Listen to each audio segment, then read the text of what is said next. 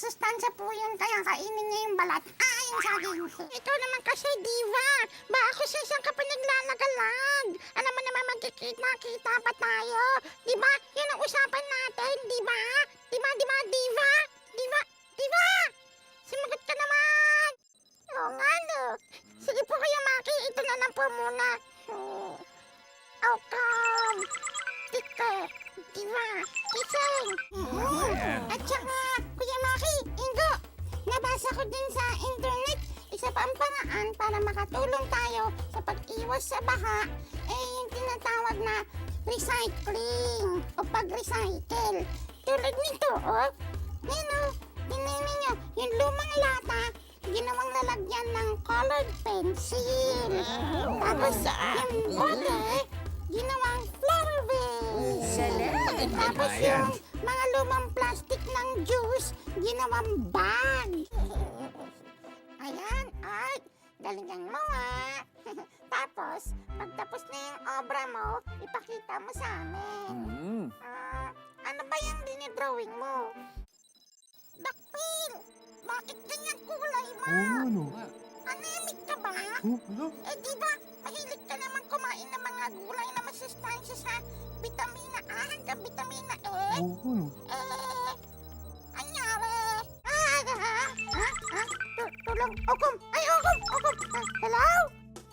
Bon Haribon! Agawan Case? Sige, sabihin ko. Agawan Base! Naku, paano ba yan, Bon Haribon? Paano na yung game natin sa gadget? Ang taas na ng level natin doon. Para po sa akin, para magkaroon po tayo ng world peace, dapat hindi po nandadaya ang mga tao. Tama raw. Ito, nakita ko na yung lobo mo. Ito na lang pipiliin ko.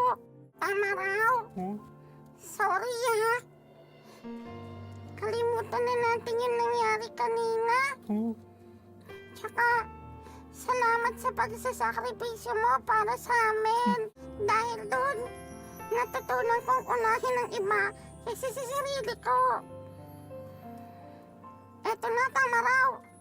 Sige na, makakalaya ka na. Salamat! Totoo po yan, Kuya Maki.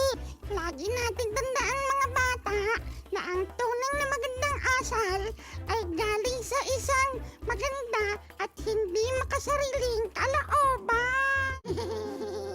Kaya mga bata, mag-post naman kayo ng picture ninyo magbe-best friend. Kasama ba niya ang buong barkada at i-share ninyo sa... ano na nga ulit yung binibili mo, Julian? Z-Cube.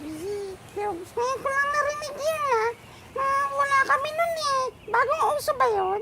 Madami po sana bibili kaso may hinahanap yung mga suki natin. Wala pa tayong ganun Anong hinahanap nila? Nakabili ka po ba nung ano ba yun? Z-Cubes. Yun, Z-Cube. Yan pala yun. Oo nga Yamaki.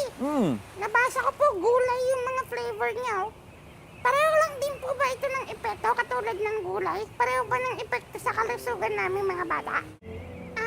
Parang yung gulay ginawa nilang lasang candy. Tama, tinan niyo po. Siguro nga masustansya din to kasi tinan niyo sitaw flavor. Ano pa? Bataw flavor. Ano ba? Patani flavor. Madami ng iba't ibang flavor. Ang dami.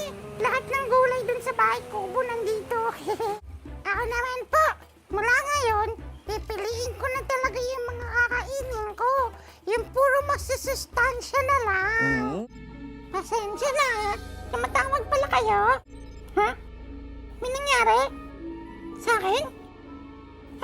Ang saya-saya ng swimming namin dito.